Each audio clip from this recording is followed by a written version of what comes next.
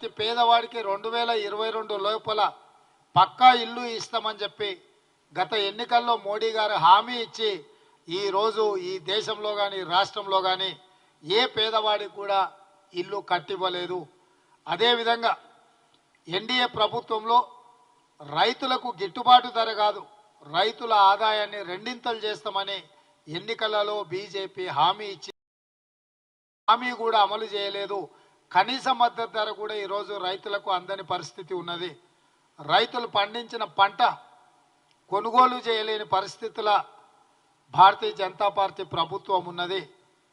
చంద్రశేఖరరావు గారిని ఆదర్శంగా తీసుకొని పార్టీ ఫిరాయింపులను ప్రోత్సహించి ప్రభుత్వాలను పడగొట్టి ప్రజలను కొన్న ప్రభుత్వాలను విచ్ఛిన్నం చేయడంలో పెట్టినంత దృష్టి బీజేపీ ఎక్కడ ఎప్పుడు ప్రజల్ని కానీ నిరుద్యోగ యువకులను కానీ ఆదుకునే ప్రయత్నం చేయలేదు. ఏ విధంగా అయితే చంద్రశేఖరరావు రాష్ట్రాన్ని 7 లక్షల కోట్ల రూపాయల అప్పుల్లో ముంచిండో నరేంద్ర మోడీ గారు కూడా ఈ 10 సంవత్సరాలల్లో 100 లక్షల కోట్ల రూపాయల అప్పులు తీసుకొచ్చి దేశాన్ని ప్రపంచంలోనే పూర్తిగా దివాలా తీసిన దేశంగా నరేంద్ర మోడీ గారు నిలబెట్టిండు. కేసీఆర్ 7 లక్షల కోట్ల రూపాయల అప్పులు తీసుకొస్తే 10 సంవత్సరాలల్లో భారత ప్రధానమంత్రి నరేంద్ర మోడీ గారు 100 లక్షల కోట్ల రూపాయల అప్పు తీసుకొచ్చిండు. 140 కోట్ల ప్రజల నెత్తి మీద 100 లక్షల కోట్ల రూపాయల అప్పును నరేంద్ర మోడీ గారు ఇచ్చిన మాట నిలబెట్టుకోలేదు. ప్రజల జీవితాలలో మార్పు తీసుకురాలేదు. మూడవసారి మళ్ళీ తమ పార్టీని గెలిపించడానికి విద్వేషాలను రెచ్చగొట్టడం ద్వారా అధికారాన్ని నిలబెట్టుకోవాలనే ప్రయత్నం చేస్తున్నాడు. ఇట్లాంటి పరిస్థితులలో మీరు మణిపూర్లో జరిగిన సంఘటనలు చూసిరు.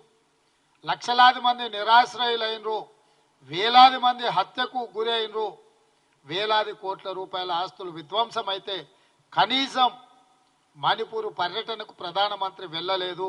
అందుకే ఈరోజు భారత్ జోడో న్యాయ యాత్ర ద్వారా మణిపూర్ నుంచి మహారాష్ట్ర వరకు రాహుల్ గాంధీ గారు పాదయాత్ర చేపడుతున్నారు.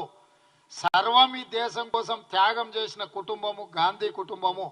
శ్రీమతి ఇందిరాగాంధీ గారు, శ్రీ రాజీవ్ గాంధీ గారు దేశం కోసం ప్రాణాలు అర్పించి అమరులైనరు. వారిని ఆదర్శంగా తీసుకొని ఈరోజు శ్రీ రాహుల్ గాంధీ గారు భారత్ జోడో న్యాయ యాత్రను చేపడుతున్నాడు. రాహుల్ గాంధీ గారి లాంటి నాయకుడు ఈ దేశానికి ప్రధానమంత్రిగా అవసరం ఉన్నది. మరి రాహుల్ గాంధీ గారిని ప్రధానమంత్రిగా చెయ్యాలి అని అంటే తెలంగాణ రాష్ట్రంలో పార్లమెంట్లో సీట్లన్నీ గెలవాలి.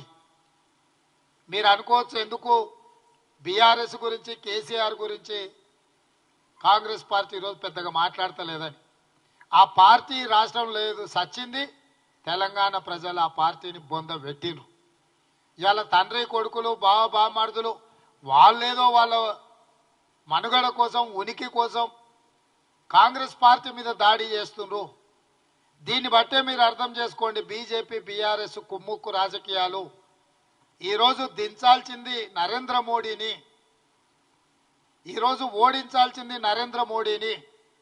ఈరోజు దేశానికి ప్రమాదకరంగా మారింది బీజేపీ ప్రభుత్వం.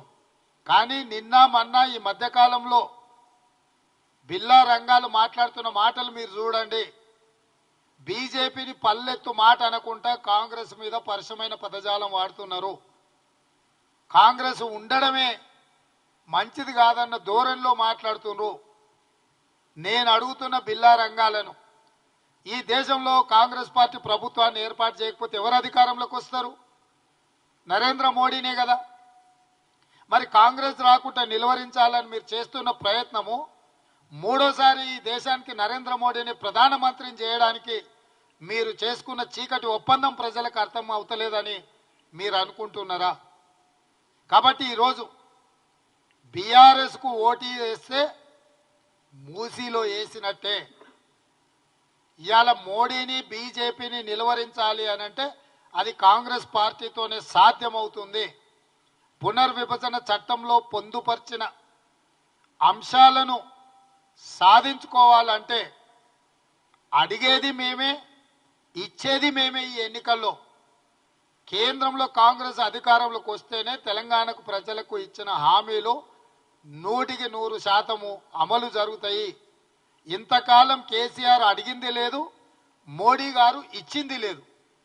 ఇప్పుడు ఇచ్చేది మేమే, తెచ్చేది మేమే. తెలంగాణ ప్రజలకు ఇచ్చిన హామీలు అమలు జరగాలి అని అంటే ఈ రాష్ట్రంలో 17కు 17 సీట్లు కాంగ్రెస్ పార్టీ గెలవాలి. 2004, 2009లో ఆనాడు కాంగ్రెస్ పార్టీ ఈ ప్రాంతం నుంచి 30 పైగా పార్లమెంట్ సీట్లు గెలిపించినందుకు కేంద్రంలో యూపీఏ 1, యూపీఏ 2 ప్రభుత్వాలు ఏర్పడ్డాయి. తద్వారా జనరంజకమైన పాలనను ఆనాడు కాంగ్రెస్ పార్టీ అందించగలిగింది. ఈ రోజు కూడా తిరిగి కేంద్రంలో కాంగ్రెస్ ఇండియా కూటమి ప్రభుత్వాన్ని ఏర్పాటు చేయాలి అంటే తెలంగాణలో ఉన్న సీట్లన్నీ కాంగ్రెస్ పార్టీ గెలవాలి. కాంగ్రెస్ పార్టీ గెలవాలి అని అంటే ఇక్కడున్న ప్రజాస్వామిక శక్తులు